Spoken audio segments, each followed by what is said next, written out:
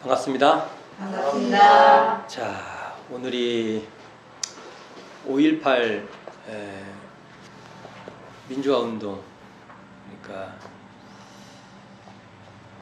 공식 명칭이 5.18 광주 민주화운동인가요? 그렇게 되나요? 이렇게 우리가 보통 그냥 5.18 이렇게 하죠. 오늘이 그날이죠.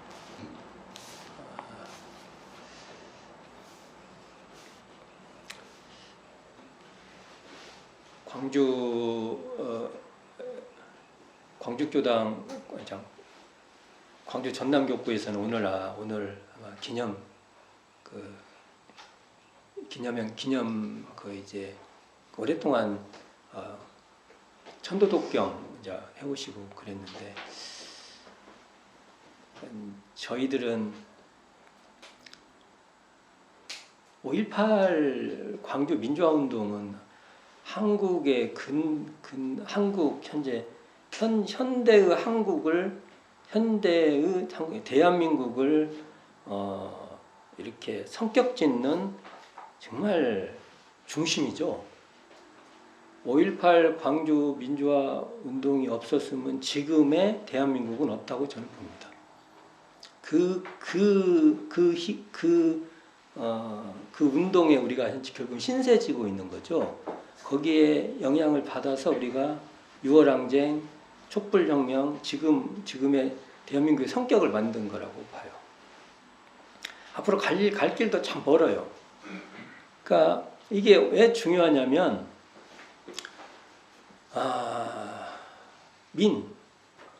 민이 중심이 된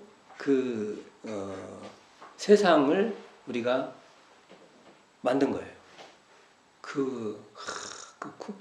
어떻게 군인이 자기 나라 국민을 살상하는 일이 벌어지는 거죠. 실제로 아무 이유 없이 그냥 가다가 총으로 쏴서 그 어린 이제 조그마한 애를 머리를 관통시켜버리고, 지금 뭐 우리가 모르는 얘기가 너무 많아요. 제가 지금 나주교당이 있으니까 얘기를 더 많이 이제 듣게 되는데, 막 보면은 막 손이 와, 이걸 어떻게 하지, 막 이런 거. 그냥 마을에 있으면 마을에다 그냥 난사를 해서 그냥 사람이 죽어가고, 길목을 차가 못 가게 한다고 주남마을이라고 있어요. 여기 광주에서 화순 넘어가는데, 그것도 그냥 그리고 우리가 이제 몰랐던 이야기지만 가서 확인 사살. 누구를요? 국민을, 국가를 지키라고 세금을 우리가 내서 지키라고 했더니 누구를 학살을 하냐면 국민을 학살하는 겁니다. 이건 우리가 끝까지 그건 용서할 수 없어요. 그렇게 두어서는 안 됩니다. 그러니까 우리가 동학농민혁명, 동학농민전쟁 이렇게 부르죠. 동학농민혁명 때 집광소라고 해서 주민 자치를 했어요. 이게 한국 이제 근대화되는 민주주의에 이제 우리가 진짜로 민이 주인이 된 첫 번째 경험이라고 저는 봐요. 집광소라 해서 스스로 다 했어요. 거기는 계급도 없고 뭐 신분 질서도 없고 다 그렇습니다. 근데 이 5.18 광주 민주화 운동이 그랬어요. 거기 있는 분들이 다 자기들이 국가가 거기를 탄압을 했는데 그렇게 한 거예요. 저는 앞으로 우리가 사실은 이것이 바로 저희들이 지난 시간까지 쭉 해왔던 공도정신, 공도자 숭배의 하나의 샘플이에요. 그래서 우리가 또 공도자 숭배의 차원에서도 5.18 광주 민주화운동은 우리가 잊어서는 안 될 것입니다. 그리고 아직도 해결 안 되는 것은 다 만일 공도자를 우리가 잘 여기에 공도의 5.18 광주 민주화운동의 공도자인데 우리가 모르면 끝까지 밝혀내야 돼요. 그래서 그분들을 세워야 돼요. 그리고 혹여 이 5.18 광주 민주화운동에 거기에 탄압에 그 학살에 가담을 했는데 안 밝혀 있는 사람은 끝까지 찾아내야 돼요. 왜요? 앞으로 이런 일이 다시는 없게 하기 위해서도 반드시 해야 됩니다. 이 일은 반드시 해야 됩니다. 우리는 우리 교리상 그렇게 해야 돼요. 왜요? 우리는 공도자 숭배를 하는 사유의 공도자 숭배를 하는 우리기 때문에 우리 교리상 반드시 해야 됩니다. 그리고요, 이것은 헌법에 기술돼야 됩니다. 앞으로 미래사회 우리 대한민국이 어떤 나라라는 것을 위해서도 5.18 광주 민주화 운동은 헌법에 기술돼야 돼요. 3.1운동 그 앞에 동학농민혁명, 3.1운동, 5.18 그 중간중간에 많은 거 있지만 그러한 그 역사적 흐름들을 쭉 기술해야 돼요.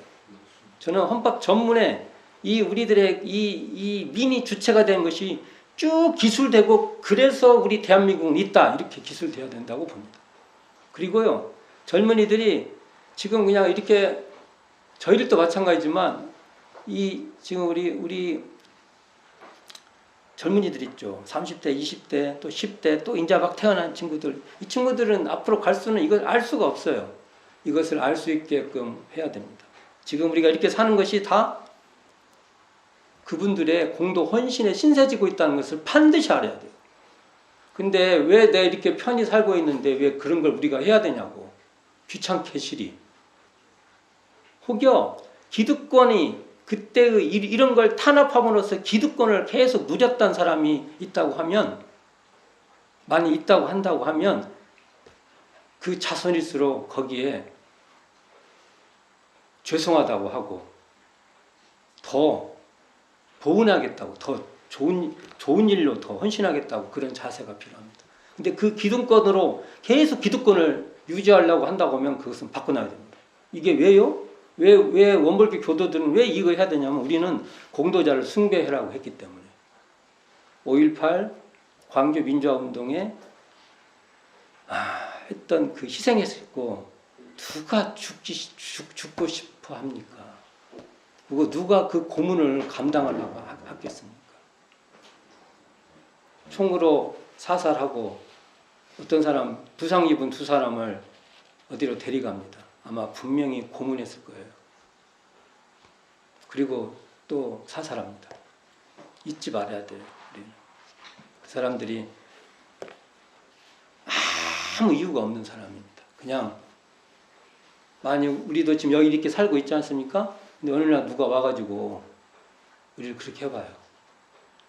우리는 이 한국, 이 대한민국이 이렇게 민주주의가 이렇게 민주적으로 살 수 있게끔 조건을 만들어진 그분들에게 우리는 신세지고 있어요. 잊지 말아야 돼요. 그리고 이게 우리 원불교의 소태산 대종사께서 우리에게 이 시대에 해야 될 일이 무엇인가를 알려주고 있는 것입니다.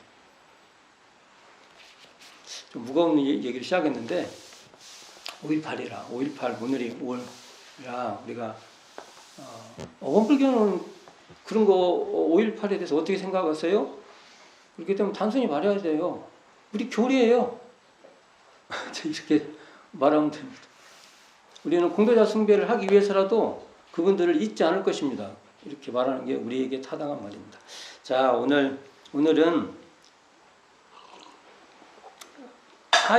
사요와 사회에 대해서 살펴볼 거예요.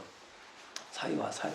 사회라는 말이 원불교 우리 그 정전에 나와요.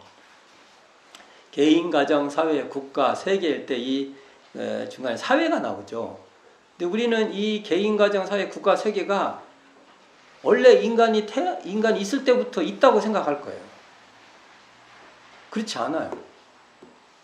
개인, 가정, 사회, 국가, 세계라는 이러한 사유 방식이 된 것은 소태산 대종사의 탄생 탄생과 함께 서서히 이렇게 탄생과 함께 이렇게 그때 형성된 그런 개념이에요.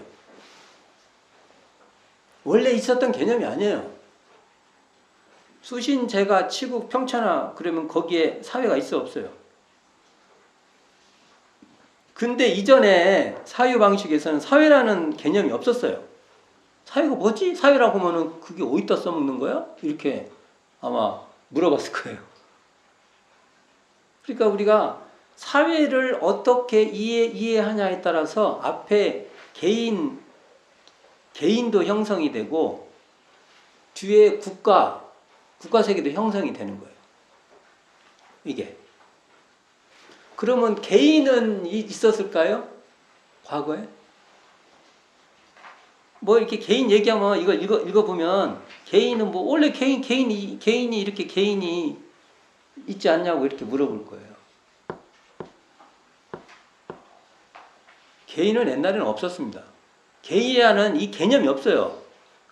이렇게 개별적 독자적 극인 인간으로서의 이것은요, 이것도 근대의 산물이에요.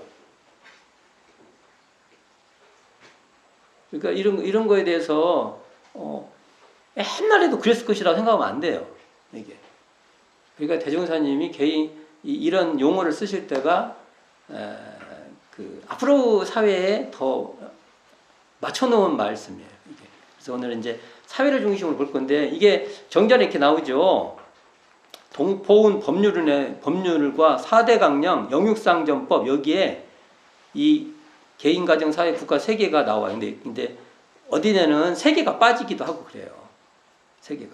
그러니까 4대 강령과 영육상전법에서는 3개가 빠져 있어요. 동포운에도 기술태다가 국가를 설명하면서는 3개 얘기를 해요.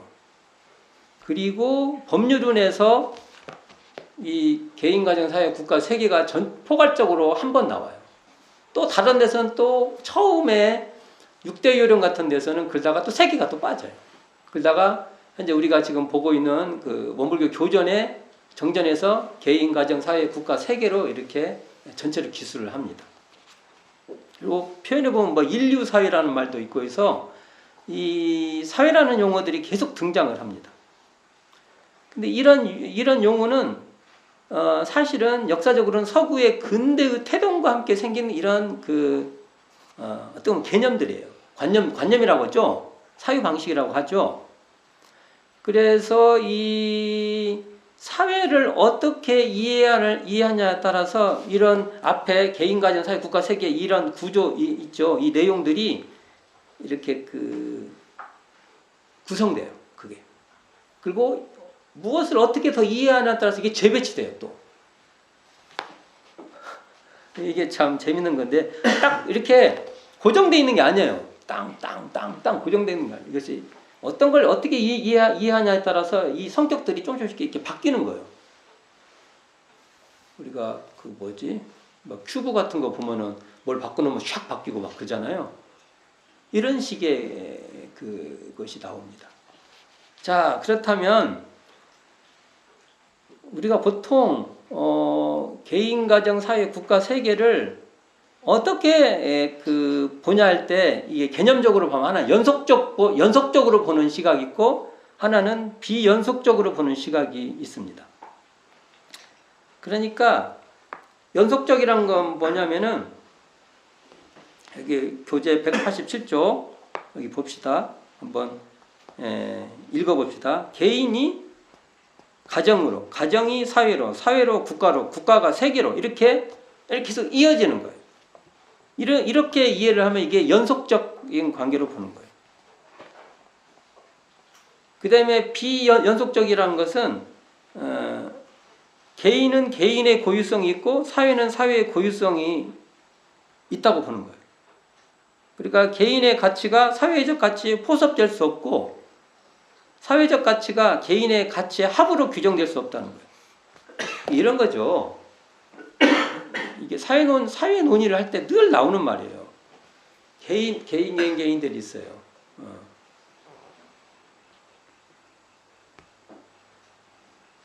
근데 이 개인들을 합했을 때의 총합이 사회다. 이렇게 안 된다는 거예요. 개인들이 뭉쳐져 있는 곳이 사회라고 하는데 그 사회는 개인의 합으로만 되는 게 아니에요. 그 이상이란 보다는 그런 합과는 다른 또 내용이 돼요. 그 사회라는 성격이 형성이 된다는 거예요. 그러니까 이렇게 비연속적으로 보면은 개인에게 처방할 건 개인에게 처방하고 사회에 처방할 건 사회적 현상을 놓고 처방을 해야 한다고 봐요. 이렇게. 그리고 또 왜 개인은 개인을 처방하냐면 사회적 현상만 보고 개인을 처방해도 그 개인은 처방이 안 된다고 또 봐요. 개인은 또 개인대로 잘 살펴야 된다. 그래서 이게 무엇이 무엇으로 이렇게 포섭되지 않는다고 보는 거예요. 이건 이제 비연속적으로 보는 거죠. 자, 여기서 한번 읽어보면 사회는 몇몇 사람들의 의지나 행동에 좌우되지 않으며 그렇게 보는 거예요. 몇몇 사람들이 뭐 이러다 저런다 하는 그렇게 되지 않는다고 보죠.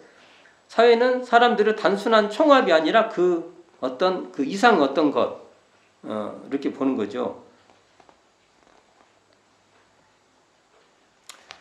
그래서 이렇게 연속적, 비연속적 이런 관계로 본다고 말씀을 드렸는데 이게 이제 제가 왜 이런 이론적 얘기를 하냐면은 개인, 가족, 사회, 국가, 세계 이렇게 말하니까 이것을 너무 평면적으로 그냥 쉽게 볼까봐 이런 논리적 얘기를 해 보는 거예요.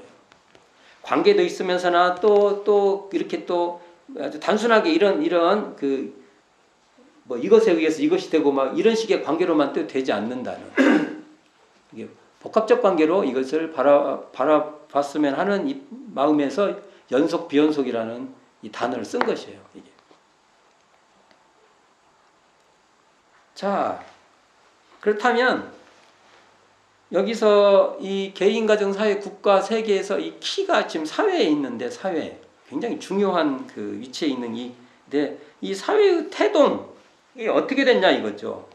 그래서 이 용어는 서구 근대의 태동 때 형성된 말이에요. 이게 사회라는 말이 이게 전근대에는 없었어요. 이게 서구에서도 중세 같은 데는 이 사회라는 말 할 수가 없어요. 이게 서구 사회를 나눌 때 어떻게 나누냐면 중세 청년 앞을 고대 중세가 있으면 중세 청년 기독교적 가치관으로 살았던 이 천년 세월이 있어요. 여기 앞에를 고대, 그 다음은 근대 이렇게 나누죠. 그러면 이 동아시아에는 과연 중세가 있을까요, 없을까요?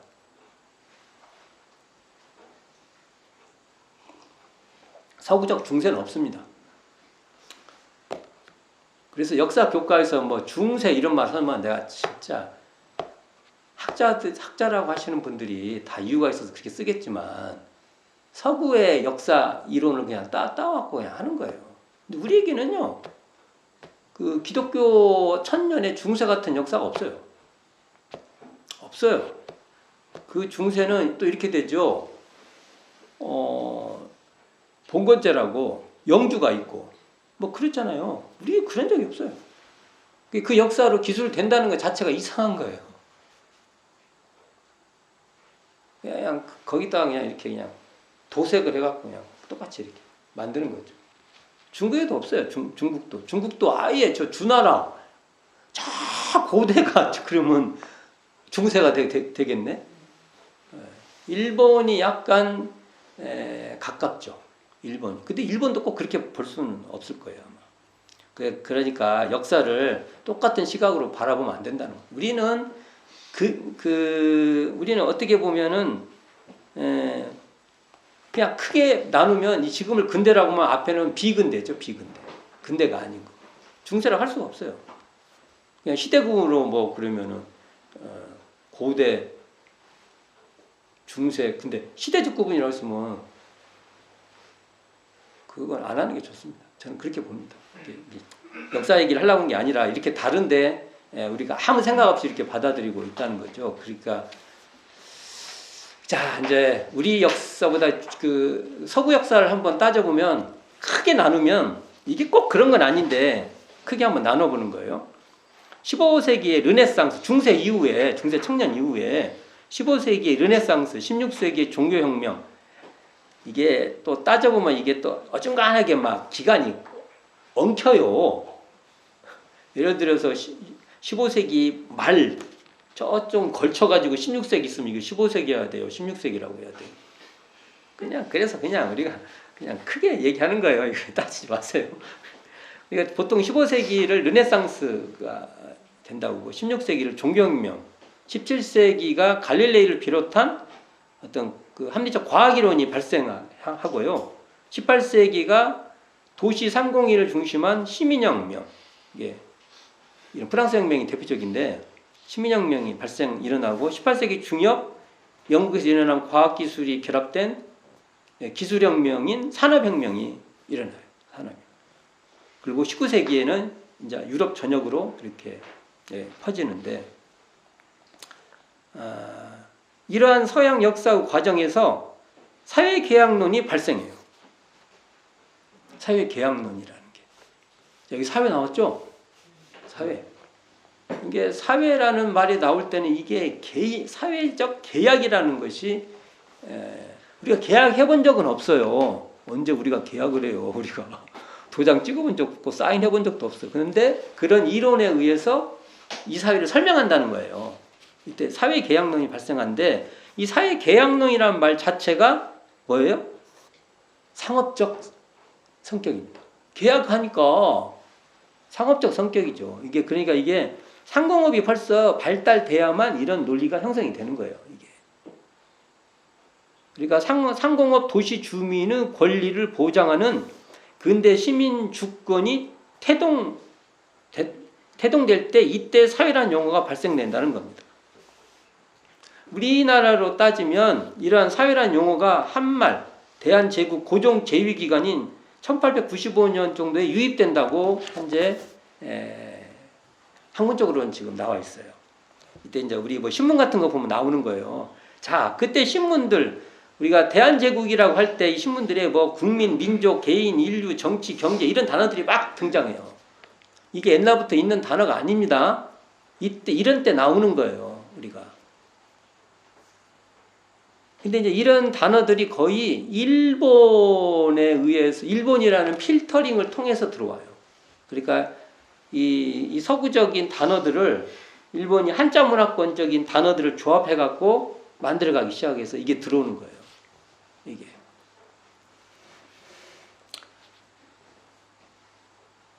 그러니까 이게 영어 society, 프랑스어 society 이게 일본 지식인들이 사회로 번역한 거예요.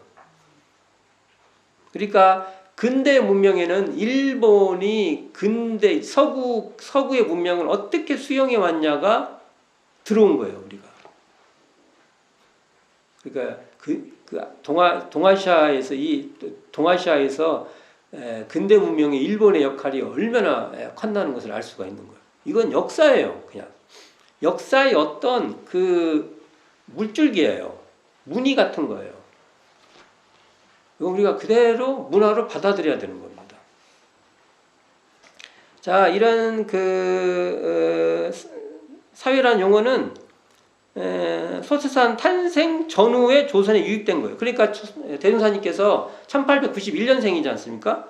이게 사회장 용어가 1895년에 들어왔다고 하면 대종사님 4, 5살 때 한국에 상륙한 거예요. 이게.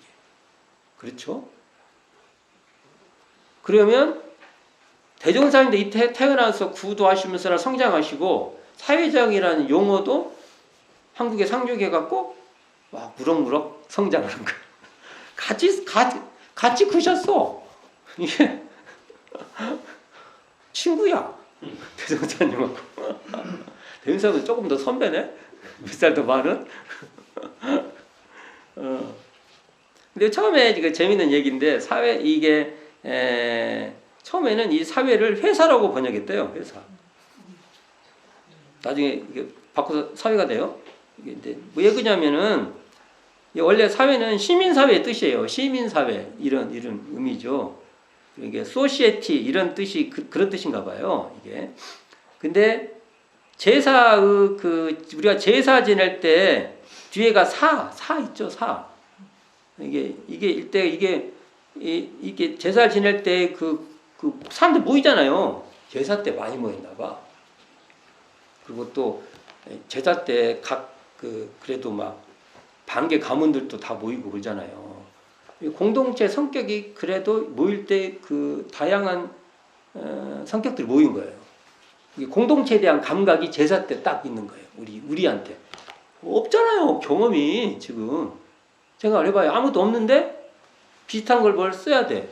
그러면 경험한 중에서 그래도 알 수 있는 걸 쓸 거 아니에요.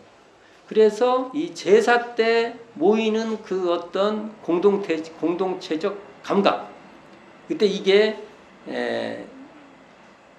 그걸로 이게 한자로 모일해 사. 제사할 때 뒤에 있는 사. 이게 그래서 그때 모이는 정도. 많은 사람들이 이렇게 모이는 정도. 이 감각으로 이게 소시에티, 소사이어티 이것이 번역됐다. 그러니까 사람들이 모여서 단체를 만들고 그 단체들이 또 모여서 거대한 무리가 된다는 정도로 이게 번역된 것이 아닌가 이렇게 보고 있어요. 나라는 여기서 왕 거예요, 왕. 나라와 거기에 여기서 개인이라고 말할 때 개인은 그런 개인이 아니라고 거기에 소속된 그냥 옛날로 말하면 이 개인이 아니에요. 왕이 있으면 왕의 백성도 안 맞아. 사실 그냥 백성이라고 합시다. 그냥 신민들이에요. 신민들. 신하로서 신민, 신하가 있고 민이 있고. 원래 민이라고 쓸 때 이 민은요, 뭐냐면은 옛날 문헌을 보면 이 민은요, 지배계급을 민이라고, 피지배계급을 민이라고 한 거예요. 민은 이렇게 눈을 애꼬 만들어가지고 부자유스럽게 만들어 놓은 게 민이에요. 사람 인자 쓰는 거하고 민 쓰는 건 달라요. 민은 노예, 종. 그러니까 일부러 이렇게 잡으면은 눈을 이렇게 애꼬를 만들어요. 그러면은 잘 도망가지도 못하고, 이 노동력은 있는데 도망가지 못하고, 이런 것이 왔다고 봐요. 그러니까 지금은 국민에서 하지만 옛날에는 그런 게 아니라는 소리죠. 자, 그러니까 그런 개념밖에 없는데 이때 이제서야 이제 사회라는 개념이 생기는 거예요. 그러니까 이 사회라는 용어는 세 가지 있어요. 같은 무리끼리 모여 있는 집단 이런 성격이 하나가 있고요. 처음에 사회라는 말을 쓸 때 이 대한제국 때 이 사회라는 말을 쓰면 사람들이 다 헷갈렸던 거예요. 이게 뭔 말이지? 그래서 첫 번째는 같은 무리끼리 모여있는 집단 정도를 이해했고, 두 번째는 조금 이거는 이제 이해력이 깊은 거죠. 자연 상태와 대비되는 사회 계약론, 이건 이제 아마 지식인들이 이거 이제 아는 거예요. 그리고 세 번째가 국가와 비견되는 유의어, 이 정도로 이해를 하고 있는 겁니다. 자, 그렇다면, 사회 계약론에 대해서 좀 얘기를 좀 해봐야 되겠는데,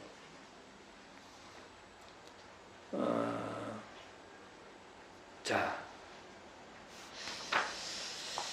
한번 제가 이제 지금부터는 이게 교리 공부가 아니고 상식을 좀 해봅시다. 서양 근대 철학에서 중요한 게 코기토라고, 코기토 발견. 이게 이제 개인, 그냥 개인이라고 할게요. 그래서 아까 내가 개인 가정 사회 국가 할 때 개인이 뭐 옛날부터 있는 게 아니었다고 제가 말했죠. 이 코기토, 개인하고 사회 계약론이 아주 대두가 돼요.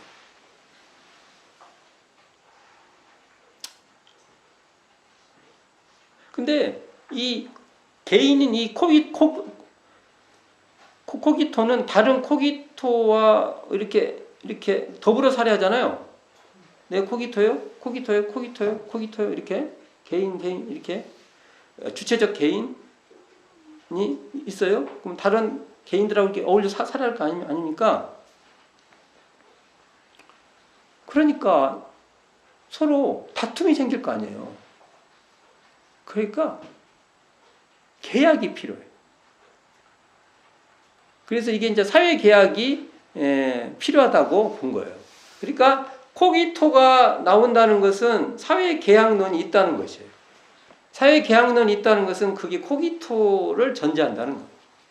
이런 게 이게 바로 근대 이후에 우리가 생기는 사유예요. 그리고 이 접에는 뭐가 있냐? 소유라는 게 딱 전제돼요. 소유가 뭐냐면요, 사유재산입니다. 뭔가 느껴지지 않아요? 자본주의라는 이 느낌이 탁 있죠. 이게 그러면 옛날에도 이런 우리가 현재 지금 여러분들이 머릿속에 있는 사유 체제 있죠. 지금 현재 이게 그러면 옛날에도 있었다. 안 그래요.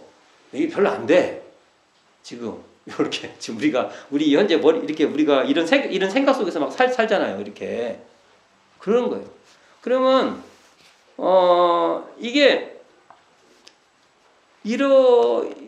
되는 것은 아까도 쭉 말했잖아요. 제가 뭐 15세기는 뭐가 있었고 16세기는 뭐가 있었고 막 그래서 뭐 사회혁명, 프랑스 혁명 같은 어떤 그 시민혁명이 일어나고 시민혁명을 때 이 시민이라는 게 있어요. 시민 도시 시자 쓰잖아요.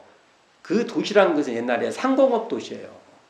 주로 그 시민혁명이 생긴다든지 뭐 그다음에 산업혁명이 생긴다든지 뭐 이런 말들이 막 나왔지 않습니까?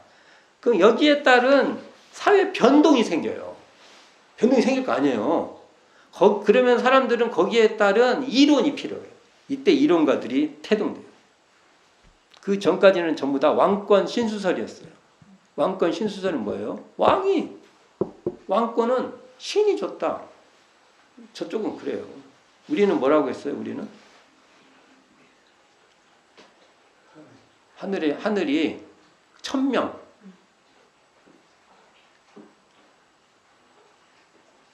신이 내려요. 1000명이 내렸지. 그게 더 낫네. 어쨌든 하여간 옛날에는 그런 어떤 어디선가의 절대적 곳에서 인정했으니까 우리 거기 따라야 된다. 이렇게 돼 있죠. 그런데 이제 이것이 아까 이런 조건이 바뀌니까 거기에 따른 거기에 맞는 이론이 필요했던 거예요. 이게 바로 상업적 사고예요. 계약이라는 게 상업적 사고죠. 그래서 그랬는데 이때 이제 처음에 홉스라는 사람이 등장해요. 사상가죠. 홉스라는 사람이 어떤 말을 하냐면은 원래 인간이란 것은 이기적인 욕구로 가득한 존재니까 자기 이익만 다 추구한 존재니까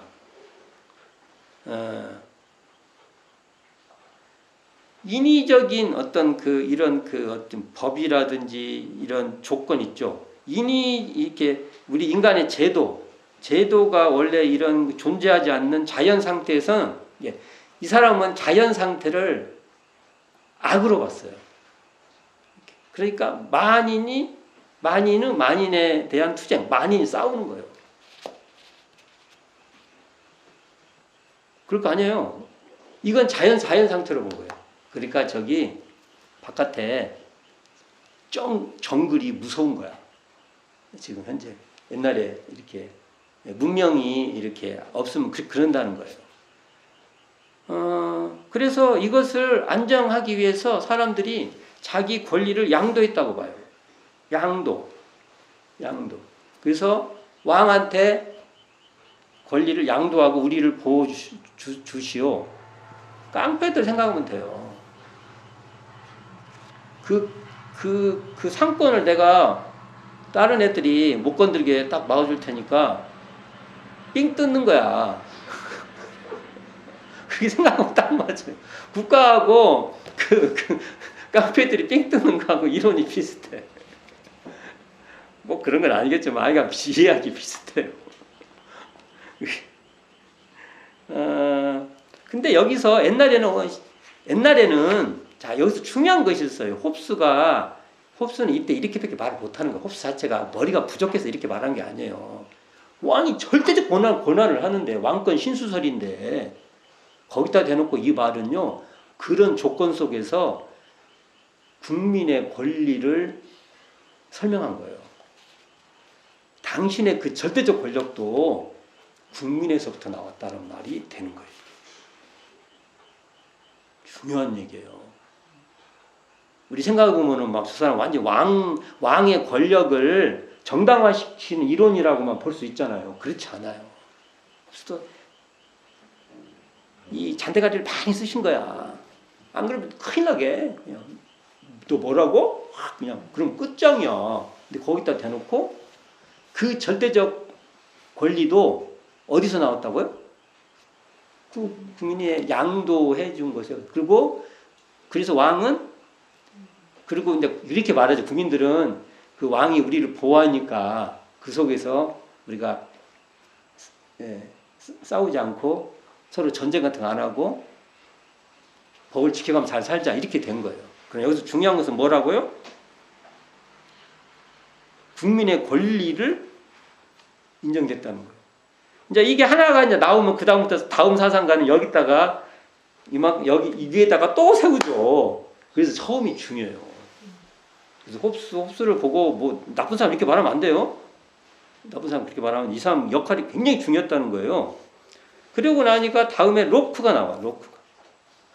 로크가 뭐라고 하냐면 옛날에는 그렇게 계약했는지 모르겠지만 현재 우리는 그렇게 계약한 적 없다 이거야. 이게 원래 이런 것은 지금 원래 그것이 있었던 게 아니라 이런 이론을 말하는 거야. 이론. 그러므로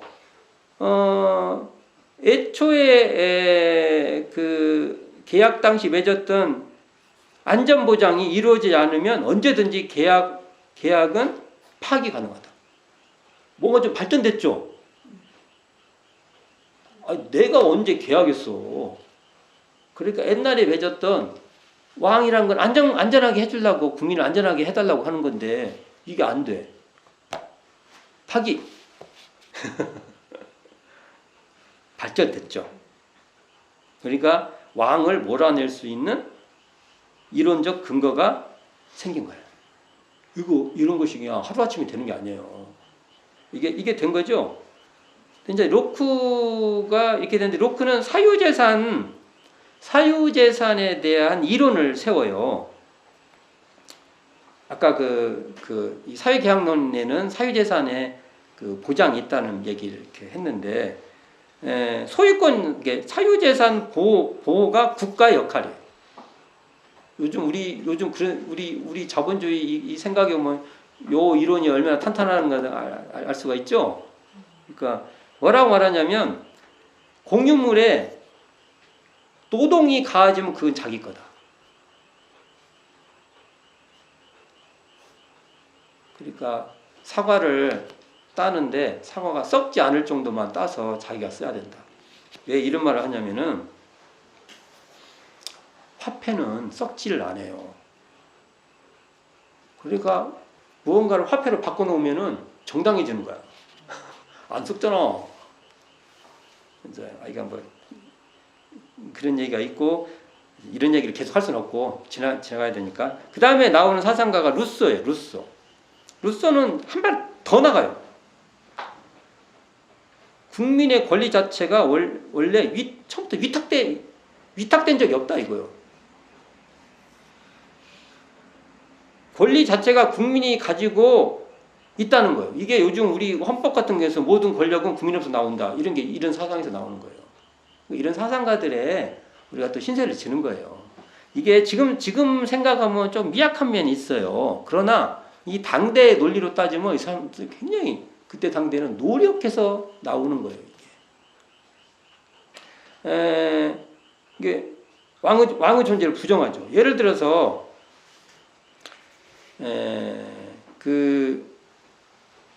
만약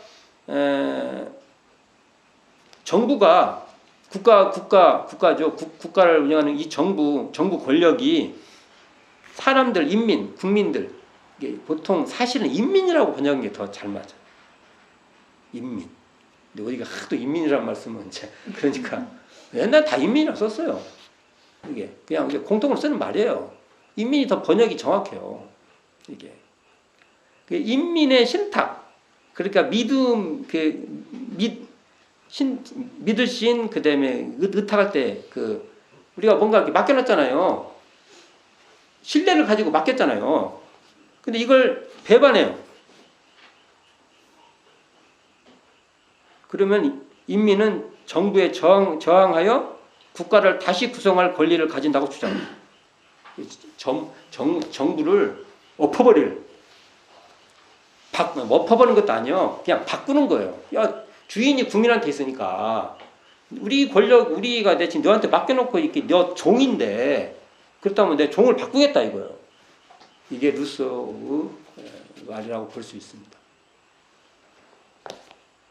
우리 헌법에도 이런 요소가 있죠.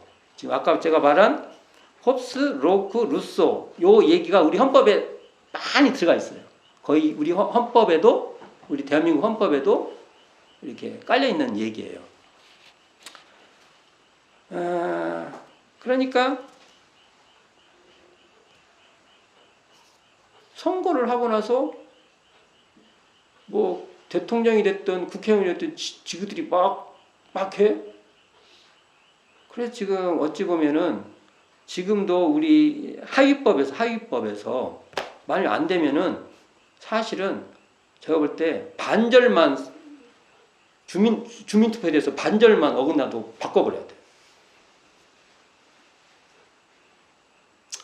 그러고 싶어요. 정말 그냥 이렇게 보라고 일로 와. 뭐라고? 너 지금 뭐라고 했냐? 바꿔야겠다. 이렇게 돼야 되는데 이놈의 선거만 끝나고 나면 눈깔이 베이는 게 없어요. 눈깔이 베는 거 없는 행동만 하면 일로 와. 그게 맞아요. 그게 맞는 겁니다. 이게. 그러니까 우리가 그러니까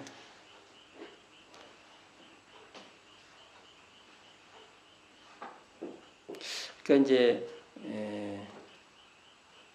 이런 얘기는 너무 자세한 얘기를 하면 또 어려워지니까 이 정도 합시다. 이게 이런 어떤 사회계약론이라는 게 생기는 여기에 사회라는 개념 계속 나왔잖아요. 사회라는 말이 제가 여기에 사회를 바라보는 시각 솔직히 다르죠. 아까는 홉스는 왕권을 굉장히 인정을 한 거예요. 근데 홉스 시대에는 어려워요. 전두환 시대 때 말 잘못했다가 죽는 거나 똑같아. 그런데 거기다 앞에는 그래도 그 권력은 국민에서 나왔다. 이것도 굉장히 큰 거예요. 큰 균열을 가한 거죠. 그 다음에 이 로크는 야경국가 그거에 써요. 야경국가는 뭡니까? 국민의 권리를 국민이 이렇게 뭔가 자기 권리를 양도하니까 국민의 권리와 이득이 보호되도록 경찰들이 이렇게 지키잖아요. 국가가 그런 역할, 야경이란 게 밤에 이렇게 지키지 않습니까? 국가는 그런 걸 해야 된다. 이게 사유재산 보호에 굉장히 의미를 많이 둬요. 로크가. 이게 자본주의 이론적 그게 세요. 그리고 만약 국가가 권력을 남용할 시는 저항할 수 있다는 저항권의 역할을 강조해요. 저항권 정도 얘기됐죠. 근데 루소 가면 어떻게 돼요? 저항권이 아니라 저항권 정도가 아니죠. 이제 바꿔버려요. 그냥 저항 정도가 아니야. 바꿔버려요. 그래야 이렇게 바꿔볼 수 있는 그 권리가 현행 우리 헌법에도 세부 밑에 많이 더 강화돼야 됩니다. 재밌는 루소의 재밌는 말이 있어요. 기득권자가 자기를 지켜야 된단 말이에요. 자기들 기득권을 지켜야 된단 말이에요. 그러니까 꾀를 써. 어떻게 꾀를 쓰냐. 왜냐하면 로크의 말대로는 노동이 가해져야 되는데 노동을 않고 돈을 벌어. 노동을 넓게 볼 필요가 있어요. 자기 노력이 없이 번다고. 왜냐하면 돈을 벌어. 노동 하나도 안 하잖아요. 자기가 어떤 노력 안 하잖아요. 그리고 재산이 재산을 벌어. 그리고 이게 로크가 뭐라고 했어요? 공유물에 신체 노동이 투입될 때 이게 내 소유다 이렇게 주장했는데 이것도 안 맞단 말이에요, 이게. 그러니까 이 그 화폐 경제가 현재 이제 자본주의에 돌아가는데 이렇게 그 사람들이 기득권자가 어떻게 국가를 이게 루소의 뭐죠? 비판이에요. 이게 이 사람들이 기득권을 어떻게 하냐면은 이 사람들이 자기들을 이렇게 공격할 사람들을 공무원이나 이런 데로 채용을 해. 그 사람들이 경찰 같은 거 채용해서 자기들 기득권자를 공격할 사람들을 앞에서 막게 만들어. 지금 그렇죠. 이게 국가야. 이렇게 루소가 우리에게 말하는 거. 이것도 새겨드려야 돼. 국가가 기득권자들을, 있는 자들을 보호하는 그런 국가로 안 만들어야 된다는 성찰이에요. 옛날에 중국에서 오랑캐로 막어요. 오랑캐로 막는다고. 자기들은 가만히 있고 말로 다. 중국의 역사에 그런 거 많아요. 근데 이게 꼭 그렇게 될 수 있어요. 갖고 막 공무원 시험 없는 사람들이 공무원 시험 죽으라고 봐서 공무원 시험 봐서 뭐 해요? 없는 사람들 막아요. 하면서 까부지 마. 야, 니네 그리 살아. 그럴 수 있다는 겁니다. 생각해야 될 거예요, 우리가 이게. 얘기가 굉장히 엉뚱한 데로 많이 갔는데, 저기 188쪽 한번 봅시다. 자,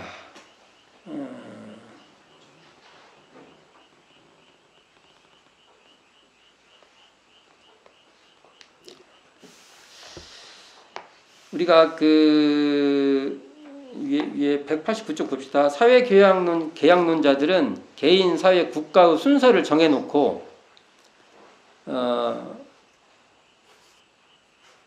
개인들이 모여 사회를 만들고 사회가 국가를 만들었다는 식으로 이론을 전개하는데 사회만으로는 공공의 이익과 질서를 튼튼하게 유지하기 힘들기에 법과 제도가 명확한 국가를 만들었다는 그러한 논리를 전개하는데 여기서 사회는 개인이 자유롭게 이익을 추구하는 영역이라면 국가는 강제력을 가지고 공공의 이익을 위해 개인들을 통제하는 영역이라고 보는 거예요. 사회와 국가를 이렇게 구분할 때 여기서 사회계약론이라고 하지만 어찌 보면 사회계약론은 국가계약론으로 봐야 더 정확한 말일 수도 있어요. 그러니까 여기 또 한번 봅시다. 사회는 비교적 사적인 영역이라면 국가는 좀 더 공적인 영역이라고 구분해 볼 수 있어요. 근데 이건 상대적인 거예요. 사적, 공적 이 말은 상대적이에요. 그러니까 사회를 어떻게 이해하냐에 따라서 사회라는 그거에 의해서 국가라는 내용이 형성이 되고 사회 조직으로서 개인이 형성되는 거예요. 여기서 말했죠. 개인도 사회 계약론상 연장선 그 선에서 개인이에요. 아까 코기토 이렇게 말하듯이요. 자, 지금 시대를 우리가 보통 말할 때 현대 사회에서 중요한 것은 산업혁명과 시민혁명이에요. 시민혁명. 보통 프랑스 혁명이 대표적이죠. 우리는 산업혁명 했나요? 우리는 안 했는데 그냥 산업혁명의 결과물만 우리가 현재 하고 있죠. 산업혁명이 우리가 앞으로 또 무슨 혁명이 일어나려나? 또 우리가 알 수가 없죠. 미래를. 우리는 그럼 시민혁명을 했나요? 시민혁명 안 했어요. 우리가 아직. 지금 시민혁명으로 나중에 기술되기를 바랍니다. 무엇가? 촛불혁명이. 5.18은 촛불혁명 같은 경우에 에너지를 계속 공급하는 원천이에요. 그래서 우리도 어느 시기에 촛불혁명이 혁명이었다라는 것은 시대가 지나야 우리가 돼요. 왜냐하면 그 시대 이후로 한국 사회에 무슨 막 질적인 변화가 생기는 겁니다. 친일도 다 청산돼. 그 다음에 역사에 대한 그 규정도 정확하게 돼. 그러니까 옛날에 기득권자들 있죠. 그 뭐 친일하고 또 뭐 그러니까 부정적으로 권력을 획득하고 하는 것들이 다 정리가 돼요. 그리고 모든 사람이 서로 균등하게 잘 살려고 하는 노력이 있어요. 거기에. 이럴 때 이제 이걸 혁명으로 취급할 거 아닙니까?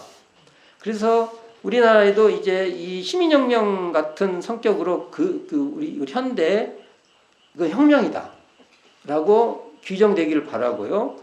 이 산업혁명 같은 건 없지만 우리나라도 사회적 그것이 산업 이런 구조들이 혁명에 준하는 시대를 겪었다라는 평가를 받기를 바라죠. 그래서 물질 문명의 시대에 앞으로 계속 갈 건데 이 물질이라는 내용은 굉장히 바뀔 거예요. 현재 우리가 이게 정보 사회를 할 때 이 정보가 물질 문명이고 이건 정보도 막 4차, 5차 막 이렇게 가지 않습니까? 우리가 인공지능으로 해서 이게 전부 다 물질 문명인데 이런 물질 문명 시대에 맞는 이게 그 시대를 선도할 수 있는 그러한 어떤 사회를 우리가 형성해 갈 수 있냐 이거예요. 리드해 갈 수 있냐 이거예요.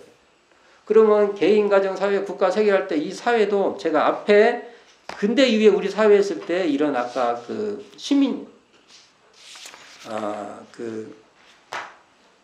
사회 이론 설명했죠. 아까 또 한번 설명하면 이 사람들이 없는 말을 하는 거예요. 원래 우리가 옛날에 자연 상태는 이 정글 같은 상태니까 그랬죠? 그러니까 우리가 이제 문명을 만들어 서로 싸우지 않는 문명을 만들어야 된다. 이렇게 말하는가 하면은 다른 사상가는 옛날에는 자연 상태가 좋았어요. 거꾸로. 근데 지금은